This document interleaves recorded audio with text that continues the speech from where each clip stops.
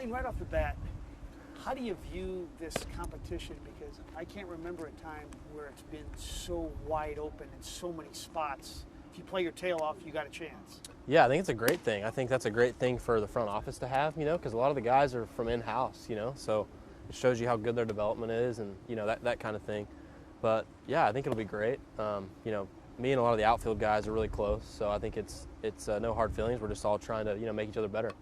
I mean, when you walked in here for the first day in Jupiter, you're walking in here to be the starting center fielder, correct? You'd like to think so. I think, eventually that could happen. I don't like to just come out and, claim anything like that. I'll do whatever they need me to do. But, absolutely that would be an end goal for sure. Last year, it must have really been frustrating because you hit 316, hit a bunch of home runs. You were really going well. How tough was that injury? Yeah, it was tough. It was tough to, see at bats that I would have gotten maybe, or, but at the end of the day, after I got hurt, I just kind of wanted what's best for the team. So nothing more than that. I just wanted them to be successful. So for the St. Louis audience that hasn't seen a lot of you, how would you describe yourself as a player? What can you do?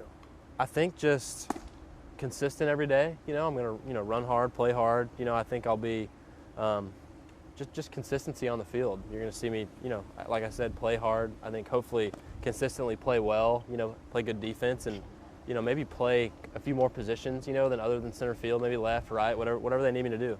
And if it happens where I'm coming off the bench, then, I'll be all right there too.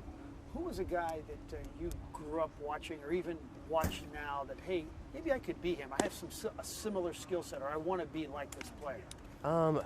You always aspire to be guys like Trout. Obviously I don't look or, probably won't be that type of player, but I think if you kind of set your goals high, then, you can be that in your own way, Yeah. I know it's all about the team and you want to do anything to help, but do you view this as wide open in terms of the competition? I wouldn't say wide open. I think I can definitely play well and open some eyes, So, yeah, that's kind of all I got on that. How about the dream? You've dreamed this all your life, right? You've wanted this moment. Take me through it as a kid and to actually realize it, and how cool this is. Yeah, it takes you back to, I went to Bearden High School, and my dad used to throw to me in the cage, at nighttime. Even after practice, he'd meet me down and, throw to me. So, playing in the big leagues for the first time, it really takes you back to the people who got you there. My dad would throw to me just randomly on weekends. We'd go at 11 o'clock at night because we couldn't sleep or, whatever. So just stuff like that, small things with family, and, that's the cool stuff you remember. So you're in Knoxville, Tennessee. Yeah. And you may have had an 0 for 3 day, and your dad would say, or you would say to your dad, or take me through how that worked. Yeah, just, late one night, if I didn't have anything going on the weekends, he was obviously not working on the weekends, so we would just go to my high school, and the cage was always open, so we just pull the garage door up, and he'd throw to me late at night, and any free time we both had, we were at my high school hitting, so it was pretty cool. The coach was cool about letting us get in there, and whenever we wanted.